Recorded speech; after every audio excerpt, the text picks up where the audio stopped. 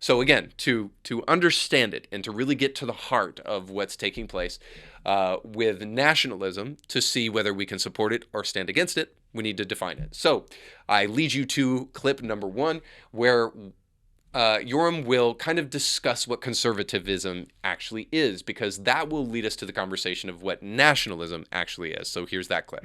If your politics begins with human beings are free and equal, created free and created equal by nature, and the purpose of government is to defend that freedom and equality, and you don't receive, you don't take on any political obligations that you didn't consent to. If you're in that ballpark, then you're a liberal. Conservatives certainly do cherish freedom, but conservatives begin their politics from a different place. A conservative begins by saying, "All right, we've got this nation or this tribe, and what do we need to do in order to be able to conserve it? What do we need to do to make sure that it's going to be around, 5 or 6 generations from now?" And when you begin from that spot, then you need to start asking questions like, uh, what holds this society together? Is it blowing apart, or does it need to become more cohesive and coherent? Or what exactly is it that holds us together? I would say most conservatives would say that it's that it's the religious and national traditions of a particular nation that hold it together. So then you need to ask, well, what do we need to do in order to make sure that those transitions are being transmitted? Are they being transmitted in America now? And the answer is basically no. And look what you've got. So, as you can tell, conservatism is the understanding that we need to preserve and to transmit past traditions in order to hold a society together. I would say this is pretty uncontroversial, that you need to be able to have a social contract, as it were, and have a list of things at bare minimum that you can agree with, that people deserve the right to property, that people deserve the right to liberty and freedom, and whatever the case may be, whether these are liberal promises or conservative promises. I would say the vast majority of conservatives are liberal in the sense that they believe in liberalism. They believe in freedom of religion, freedom of speech, and these liberal freedoms that were given to us in our country's founding. And so ultimately, a conservative says, hey, we need to not just reinvent the wheel and try to reinvent the social contract with every new generation that wants to rebel against their parents and wants to rebel against the past. So let's preserve some traditions and let's transmit these traditions into the present. That's ultimately all a conservative is. Now, the reason I'm a Christian conservative is because I believe that the best transmission of past traditions is that which is found in Christian scripture. Does that mean that everybody has to believe what I believe? No, it just simply means this. I have a baseline belief that it is Christianity, or the religious ethic of Christianity, that has been handed out down to us through the ages and was present in our nation's foundings undisputably.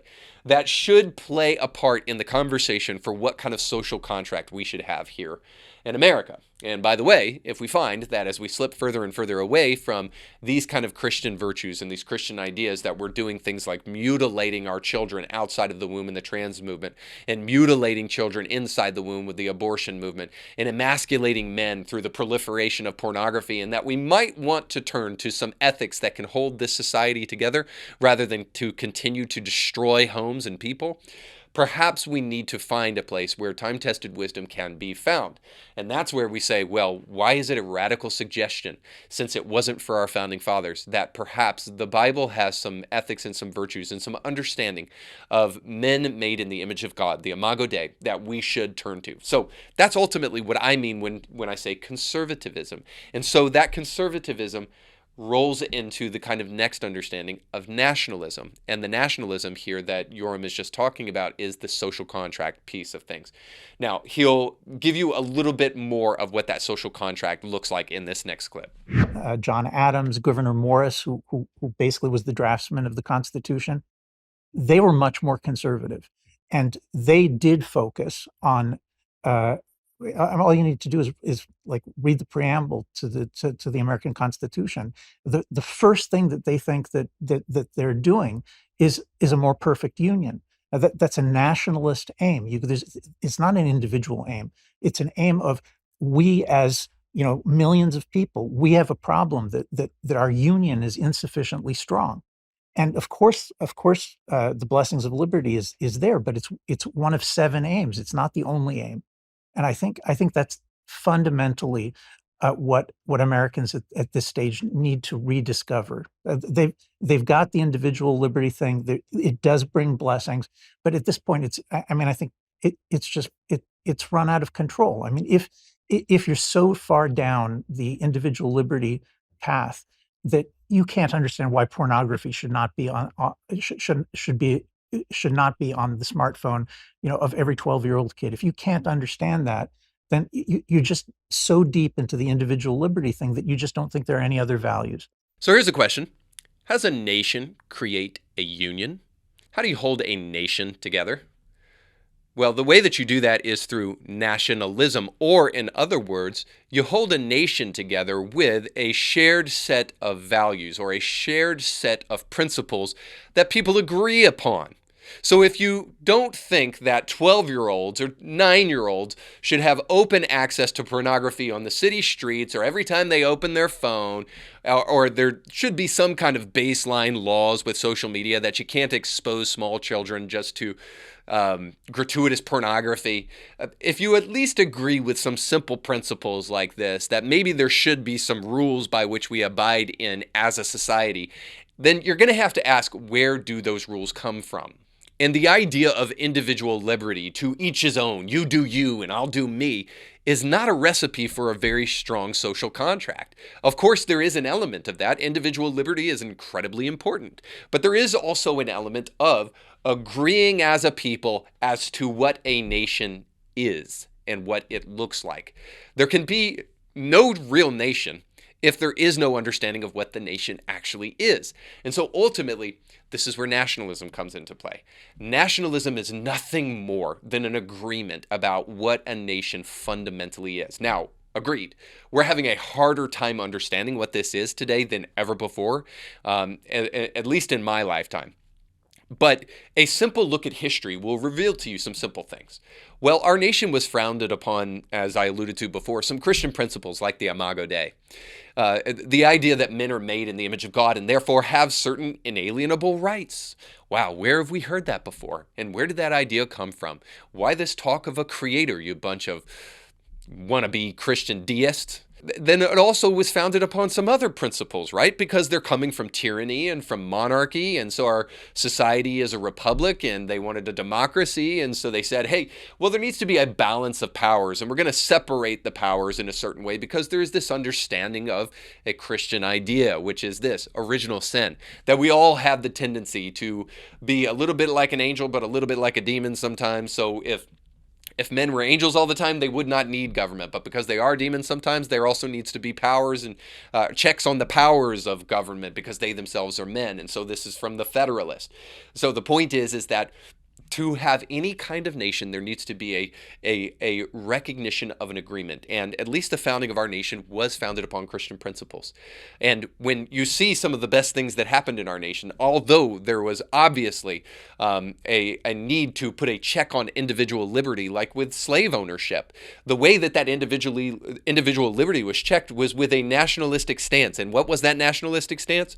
Well, it was appealing to the conscience of people that, hey, these people, they're made in the image of God, and you can't treat them as slaves because they're human beings just like you. And it was the Second Great Awakening that really enlivened and imbibed the conscience of America to abolish slavery. And of course, this is true in England with William Wilberforce, who was a pastor's son and a man who radically converted to Christ and thought it was God's will for his life to abolish the slave trade, and did so in England. And then we can move down to women's suffrage and even the civil rights movement in America, and we can see our Christian roots coming back to haunt us, as it were, and to recall us to a moral way of living. So this is nationalism away from individual liberties. So individual liberties would have said, you keep your slaves and you do you, right? But that's not what we did in America. Thankfully, we appeared to a nationalistic tendency inside of the founding of this nation and inside of the hearts and minds of people. which was we are built upon better stuff than that. We are built upon Christian principles.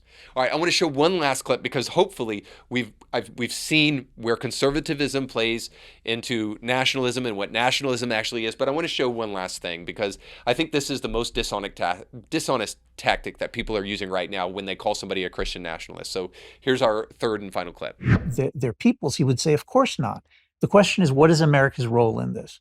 And what Americans get from the Hebrew Bible is the idea of of being a light unto nations, a city on the hill, a beacon that shows the world how you can actually do things in a way that's better, and other nations should copy it. But that's not that's not where we are today. Today we have so many people who call themselves conservatives who are basically Jeffersonian revolutionaries, and they say, the American way of doing things is the only way of doing things. And if the nations of the world don't want to accept it, then we can impose it by force. I mean, Ben, this is a crazy way of thinking, and it's brought America to a terrible, terrible place. Instead of taking care of itself, it's trying to take care of the world, and it's failing at both. So where does this idea that a nation can be a special place and can be founded on special principles that should be shared with the rest of the world? Well, you think about things like the fact that Jesus called his people a city on a hill, and a city on a hill that should shine forth for the world to see, so that when they see our good deeds, they will glorify God who is in heaven. You think about even the fact that, gosh, there's this group of people in the Old Testament who had this really weird idea that God had called them to create a special nation that could be a place, a beacon of light for the rest of the world to come to and know the one true God. God, what were they called? Oh yeah, the Israelites. So where does this idea that a nation can be a special place and that that even God can be responsible for helping create a nation and helping create an organization, like a group of people who would form a government of sorts that would try to implement righteous laws and just laws for the purposes of creating a just and righteous land? Where does this idea come from? Well, it comes from the Bible. So you just got done watching a small excerpt of a much larger episode. You can find the link to that full episode down below in the description of this video. So you definitely want to check that out, because if you like that clip, you'll like the much larger episode. And while you're at it, don't forget to like, share, and subscribe, and click that little bell to be notified when great new episodes of Anything Hurts come your way. Thanks for watching.